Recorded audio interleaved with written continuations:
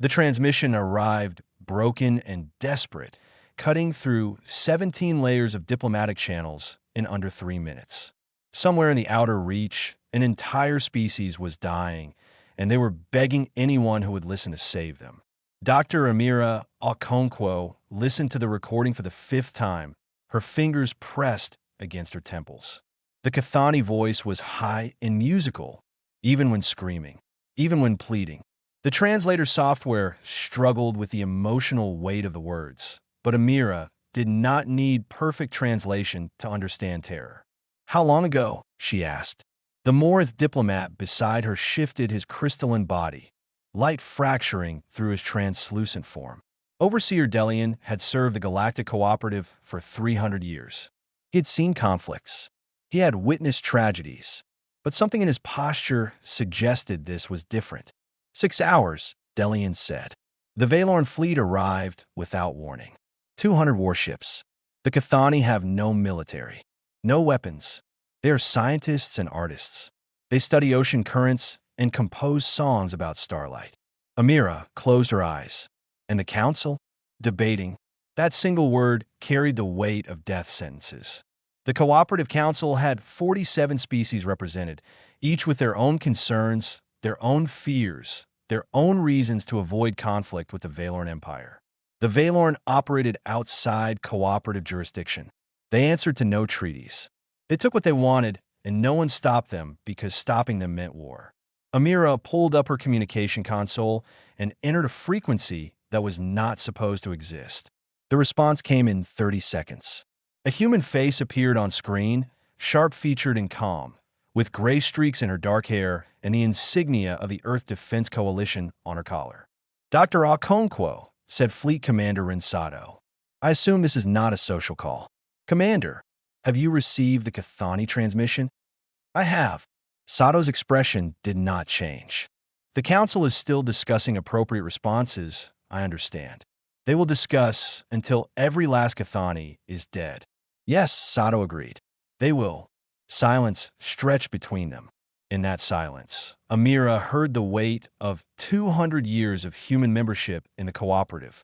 Humanity had joined as newcomers, watched with suspicion by species who had achieved peaceful coexistence long before humans learned to split the atom. Humans were too aggressive, the whispers said. Too unpredictable. Too dangerous. "Commander," Amira said carefully, "what would happen if someone were to respond without council authorization?" Sato's lips curved into something that was not quite a smile. "That would be a serious diplomatic violation. Earth might face sanctions, trade restrictions, political isolation. And the Kathani? The Kathani would be alive." Delian stepped forward, his crystalline form chiming with alarm. "Commander Sato, you cannot be considering direct intervention. The Valorn fleet numbers 200 vessels. Your rapid response force consists of 4 ships. 4 against 200 is not a battle. It is a suicide note." Sato turned her attention to the alien diplomat, and something in her gaze made Delian step backward despite himself. 300 years of experience, and he had never seen eyes quite like that. Patient. Predatory. Certain. "Overseer Delian," Sato said, "humans have a saying. It is not the size of the fight in the dog. It is the size of the dog in the fight." "I do not understand." "No," Sato agreed. "You do not. But the Valorn will." She turned to someone off-screen and issued rapid orders. Amira heard crew members responding, heard the deep hum of engines cycling to full power, heard the particular rhythm of a ship preparing for combat deployment. "Commander," Delian pressed, "what are you bringing to this fight? What could possibly matter against 200 warships?" Sato paused. When she spoke again, her voice was soft in a way that made the words more terrifying, not less. "We are not bringing warships, Overseer. Warships would be useless against those numbers. We are bringing something the galaxy has never seen. Something we have kept hidden for 2 centuries because we hoped we would never need it." "What is it?" "Do you know why Earth is classified as a Category 12 death world? Why our oceans, our forests, our deserts all carry extinction-level threat ratings?" Delian's crystalline structure pulsed with unease. Your planet's ecosystem is uniquely hostile to sentient life. Yes, and we did not merely survive that ecosystem, Overseer. We dominated it. We became the thing that everything else feared. And when we reached the stars, we brought some of those fears with us. Just in case. The screen shifted to show the cargo bay of the Steadfast. Row after row of stasis pods lined the massive space, each one humming with power, each one containing something that moved in slow, dreaming patterns behind frosted glass. Delian made a sound that his species reserved for moments of profound spiritual horror. What are those? Earth's greatest predators, Sato said. Reconstructed, enhanced, bonded to human handlers. The Valorn think they are coming to conquer a helpless world. They are wrong. They are about to learn what happens when humanity decides to stop being civilized. The transmission ended. Amira turned to find Delian frozen, his crystalline form dimmed to near opacity, a sign of deep psychological shock. Overseer, are you all right? No, the young Guisperth. I am beginning to understand why the Council accepted humanity's membership application so quickly. It was not welcome. It was fear. They were afraid of what your species would do if they said no. Amira had no answer for that. She simply watched the tracking display as 4 human vessels broke orbit and accelerated toward the outer reach, toward the Cathani, toward war. 60 years of memories lived inside Dr. Henrik Larsson's hands. The scars, the calluses, the slight tremor that came with age. These hands had rebuilt creatures that walked the earth millions of years before humanity existed. These hands had given nightmares a second chance. He stood in the cargo hold of the Steadfast, surrounded by sleeping monsters, and waited for his guests to understand what they were seeing. Overseer Delian had insisted on accompanying the human fleet. 3 other cooperative observers had joined him, each representing species that wanted to witness whatever humanity had planned. Now they stood in a half-circle, their translator devices struggling to process the sounds they were making. Sounds of disbelief. Sounds of fear. "This is impossible," said the Pelori observer, her feathered crest flat against her skull. "You cannot bring back extinct species. The genetic decay alone would require 300 years of research," Larson interrupted gently. "Thousands of scientists across 12 generations. We found DNA in amber, in permafrost, in fossilized remains. We filled the gaps with careful reconstruction, and then we improved on nature's original designs." He walked to the nearest pod and placed his aged hand against the glass. Inside, something massive breathed in slow, dreamless sleep, for the color of midnight. Claws like curved blades, a face built for crushing bone. "Cave bear," Larson said, "extinct for 24,000 years. This specimen has been enhanced for zero-gravity combat. Her bones are reinforced with carbon fiber matrices. Her claws can puncture starship hull plating. Her name is Ursula, and she has a vocabulary of 300 commands." He moved to the next row. Smaller pods, clustered in groups of 6. Velociraptors. Not the oversized versions from old entertainment media. These are accurate reconstructions, roughly 2 meters tall, enhanced with titanium-reinforced skeletal structures and increased neural capacity. They hunt in coordinated packs. Each pack bonds with a single human handler. The Morith observer's crystalline body had gone completely dark. "You brought dinosaurs?" "We brought family," said a new voice. Sergeant Rosa Delgado walked into the cargo hold with something enormous at her side. The creature stood nearly as tall as she did on 4 legs, with thick gray fur, golden eyes, and teeth designed for tearing. It moved with the easy confidence of a predator that had never known a superior. "This is Ghost," Delgado said. "He is a modified wolf hybrid. Enhanced size, intelligence, and sensory capability. He has been my partner for 7 years." "Partner?" The Pelori's translator clicked with confusion. "You speak of this creature as though it has choice in the matter." Ghost turned his massive head toward the alien, and something in his gaze made her step backward. There was intelligence there, awareness, a cold assessment that had nothing to do with animal instinct. "He does have choice," Delgado said. "All the awakened do. The neural bonding process works both ways. I can sense his emotions. He can sense mine. We do not control each other. We trust each other. He chose me just as much as I chose him. Delian finally found his voice. Why? Why would humanity create such things? Larson turned to face the observers, his old eyes carrying the weight of history.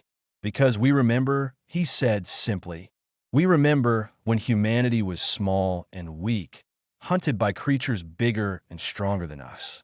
We remember the lions that stalked our ancestors in the tall grass, the wolves that circled our fires at night, the bears that ruled the caves we wanted for shelter. We remember, and we refuse to be prey ever again. But you won, the Pelori said. You survived. You conquered your world. Yes. And in doing so, we drove many of these species to extinction. We killed the competition until none remained. For a long time, we thought that made us safe. Larson shook his head slowly. Then we reached the stars and discovered the universe was full of things bigger and stronger than us all over again. The Valorn, the Sketh Raiders, a dozen other species that saw humanity as nothing more than resources to be harvested.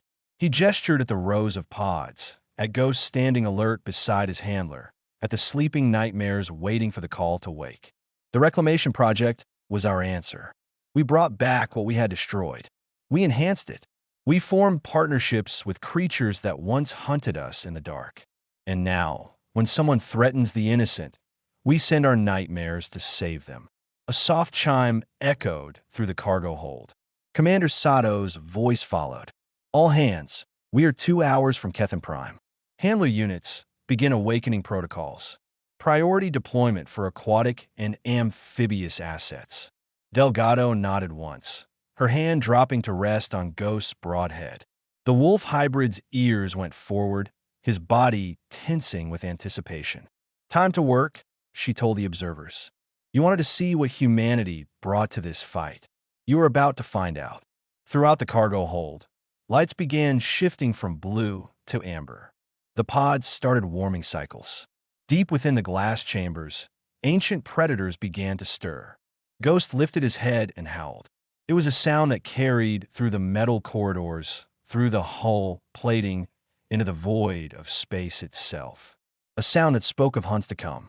Somewhere in the depths of the hold, something enormous answered.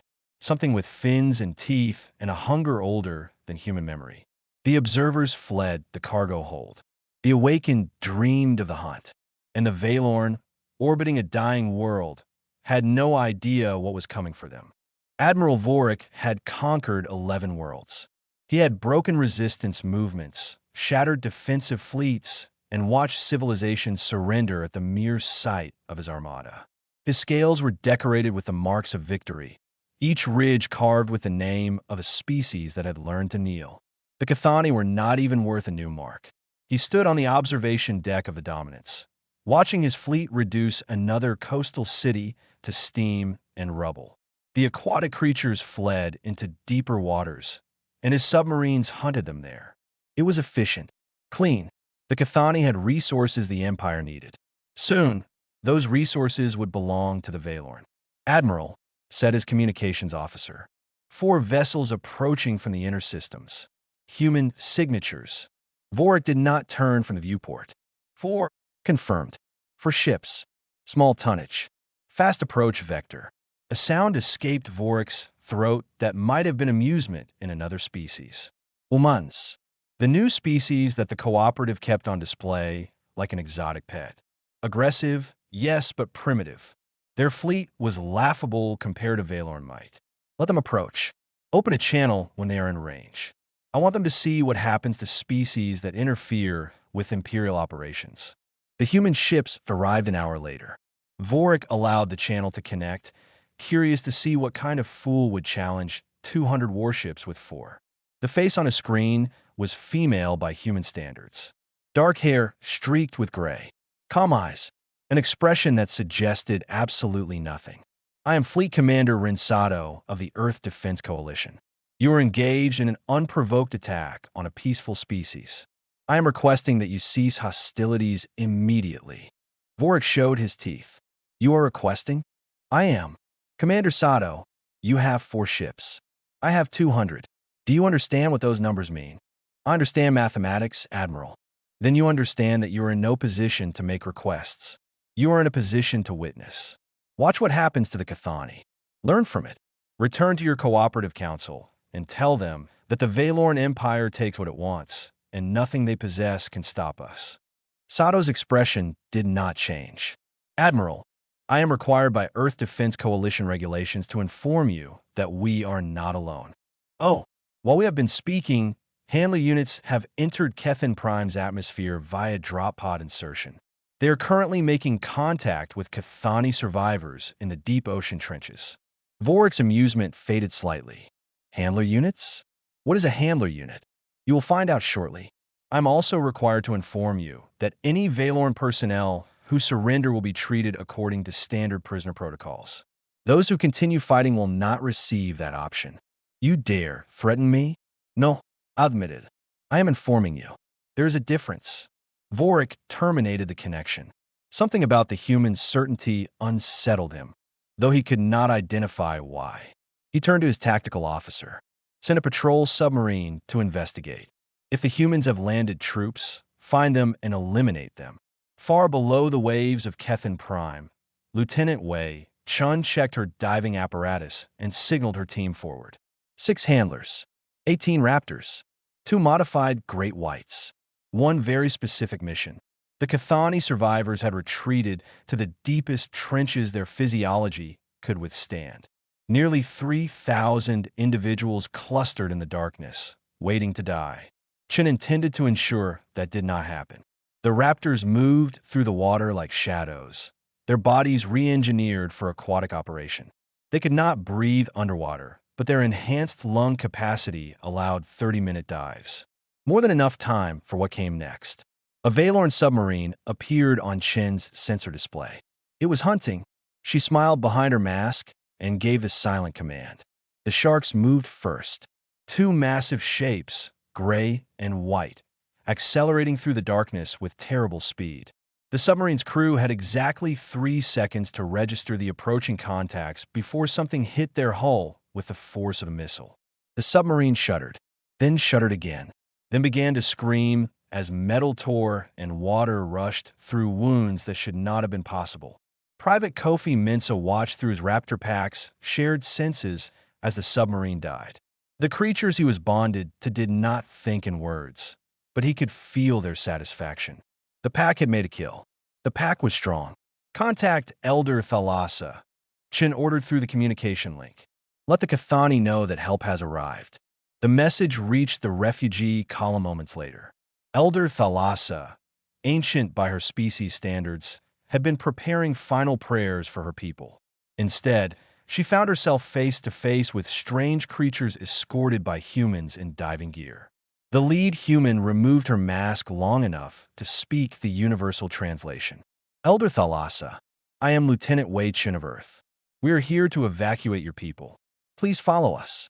You came, Thalassa said, her voice trembling. We called and you came. Always, Chen said. Humanity always answers. Above the surface, more Valorn patrols began disappearing. Reports arrived at the Dominance in fragments. Something in the water. Something fast. Something that hunted them back. Admiral Vorik stared at the casualty reports with an expression his crew had never seen before. It looked like the beginning of fear. The ground war started at sunset. Valorn soldiers held the coastal installations with military precision. They had established perimeters, patrol routes, sensor networks. They had suppressed local resistance with brutal efficiency. They knew how to occupy a conquered world. They did not know how to fight ghosts. Sergeant Rosa Delgado moved through the alien jungle with Ghost at her side, their bond singing with shared awareness. Through his senses, she smelled the Valorn sentries before she saw them. Through her training, he understood the tactical approach she was planning. They were not 2 beings working together. They were one entity with 2 bodies. Team 2, in position, came the whisper through her earpiece. Team 3 ready. Team 4 standing by. Delgado took a breath. Execute. The raptors hit the perimeter from 4 directions simultaneously. They did not charge blindly. They used cover, communicated in frequencies the Valorn equipment could not detect, and targeted command personnel first. Within 60 seconds, the outer ring of sentries was gone. Not dead, vanished. The bodies would be found later, but by then, the real assault would be over. Private Kofi Mensa ran with his pack, feeling their hunger through the neural bond. 3 raptors, each one enhanced beyond anything evolution had intended. They moved like his own limbs, responding to thoughts he barely had time to form. A Valorn patrol appeared ahead. 6 soldiers, heavily armed, searching for the source of the communication blackout. Kofi did not give orders. The pack simply acted, his tactical assessment flowing through the bond and returning as coordinated violence. The raptors split, flanked, and struck before the Valorn could raise their weapons. It was over in seconds. For a moment, Kofi stood among the fallen enemies, breathing hard, feeling the pack's satisfaction pulse through his mind. When he had first bonded with them 6 months ago, he had been terrified. These were predators. These are monsters. How could a human partner with something that existed to kill? Now he understood. The bond was not slavery in either direction. It was trust. The raptors accepted him as alpha because he had proven worthy. He protected them. They protected him. They were pack. Keep moving, came Delgado's voice. Primary target in 200 meters. The ground command center loomed ahead, a temporary structure bristling with communication arrays. Taking it would blind the Valorn ground forces. It would turn organized military response into chaos. Ghost growled low in his throat. Delgado felt his warning through the bond and dropped flat as energy fire cut through the air above her. The Valorn had established a defensive line. Heavy weapons. Entrenched positions. Suggestions? She muttered. Ghost's response came as feeling rather than words. Confidence. Anticipation. The sense of something very large approaching from the east.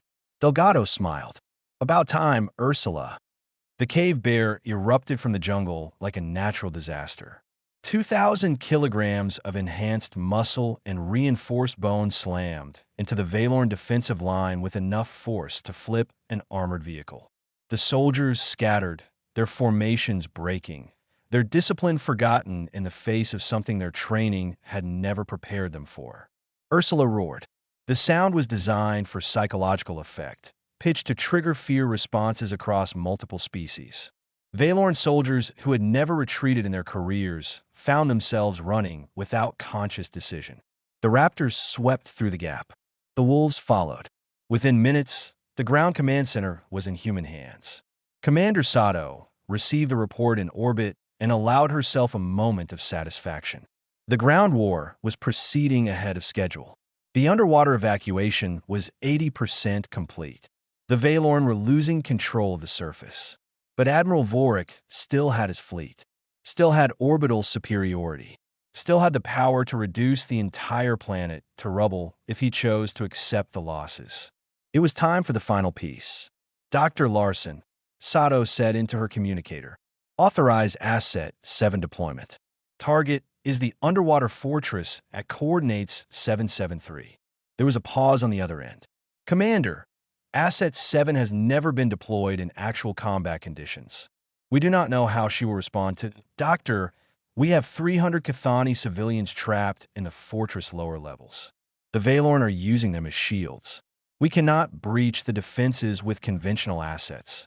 We need something that can break that fortress open without killing the hostages inside. Another pause. Then, heavily, understood, Commander. Awakening Asset 7. Deep in the steadfast, lowest cargo hold, a pod much larger than the others began warming. Bioluminescent patterns pulsed through the frost-covered glass. Something vast shifted in dreams that were older than human civilization. The Valorn Fortress commander watched his screens with growing confusion. His ground forces were collapsing. His submarine patrols were not responding. And now, sensors were detecting something massive approaching from the deep ocean. What is that? He demanded. His tactical officer's voice shook. Unknown contact, sir. Approximately 30 meters in length. Moving at 60 knots. No propulsión signature. It appears to be biological. Biological? Nothing biological moves that fast in water. Sir, it is not slowing down. Impact in 30 seconds. The fortress commander had time to wonder what humanity had unleashed before the walls exploded inward. Asset 7 had awakened, and she was hungry. The Cathani child would not stop crying. Sergeant Delgado had carried her out of a collapsed structure, shielding the small aquatic body with her own, while Valorn fire rained down around them. Now they huddled behind cover, Ghost pressed against them both, his massive body blocking incoming shots while Delgado called for extraction. 2 minutes out, came the reply.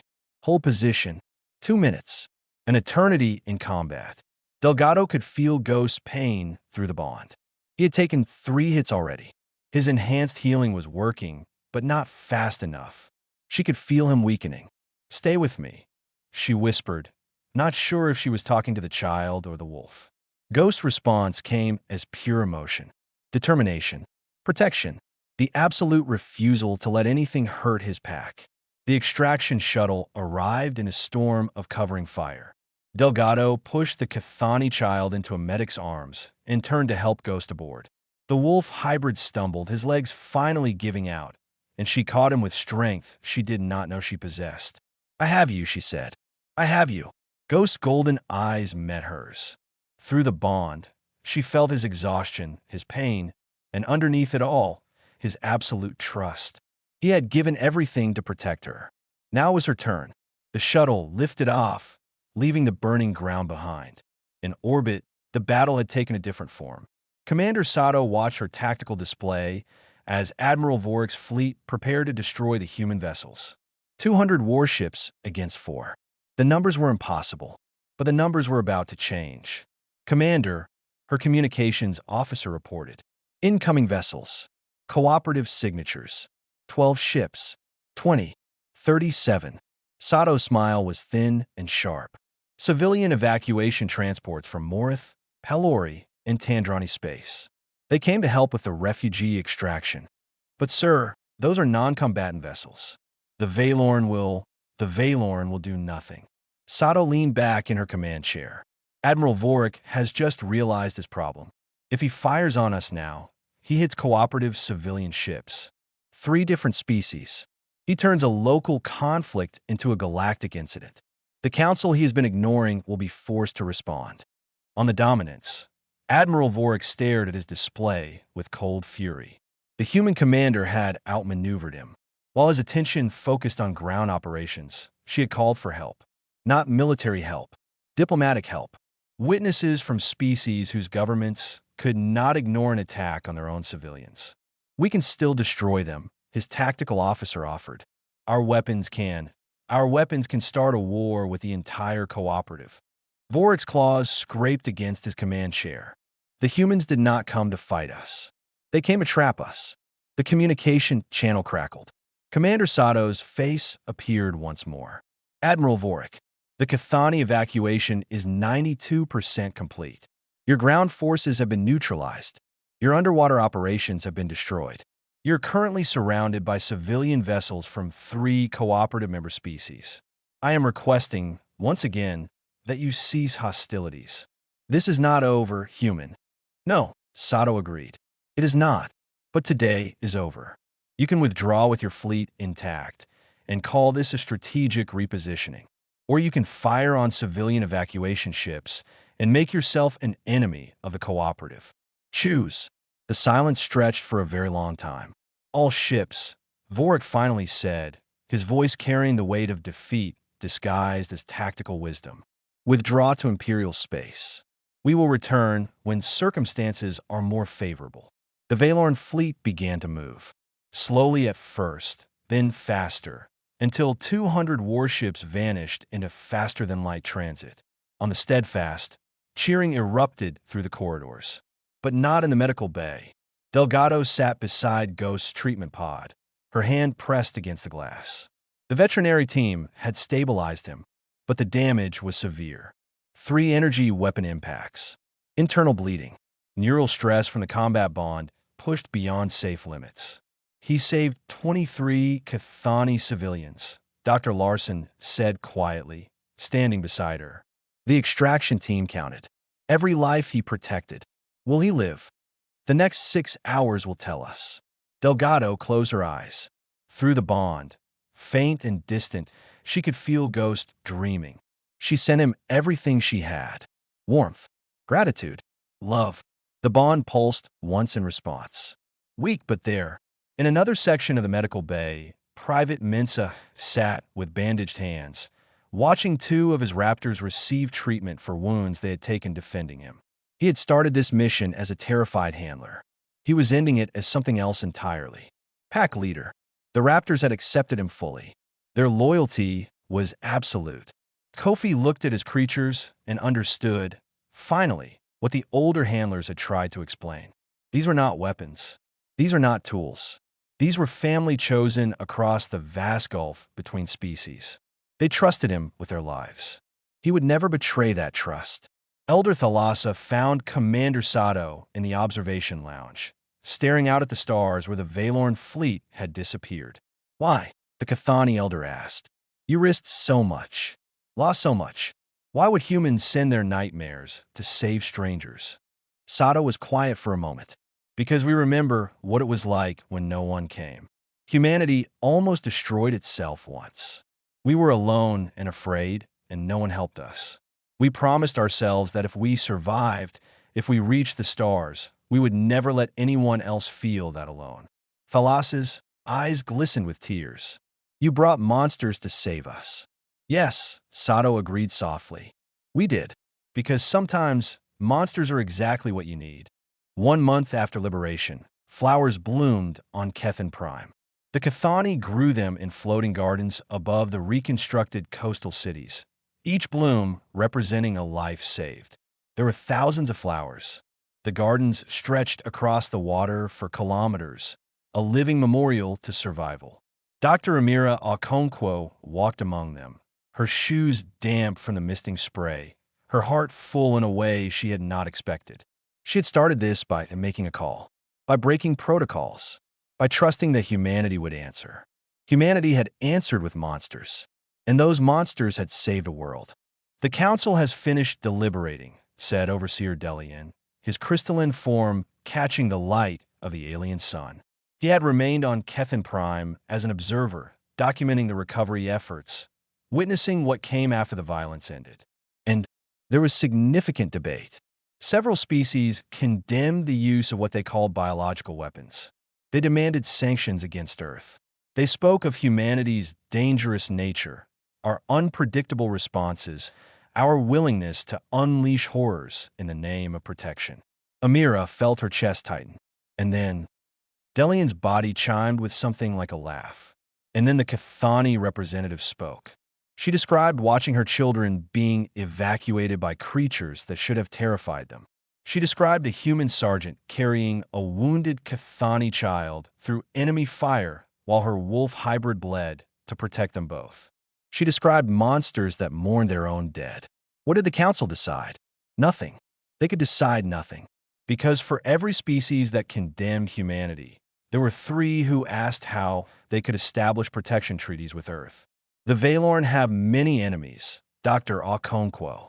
Many worlds live in fear, and now those worlds know that humanity has something the Valorn fear. The Handler Memorial Ceremony took place at sunset.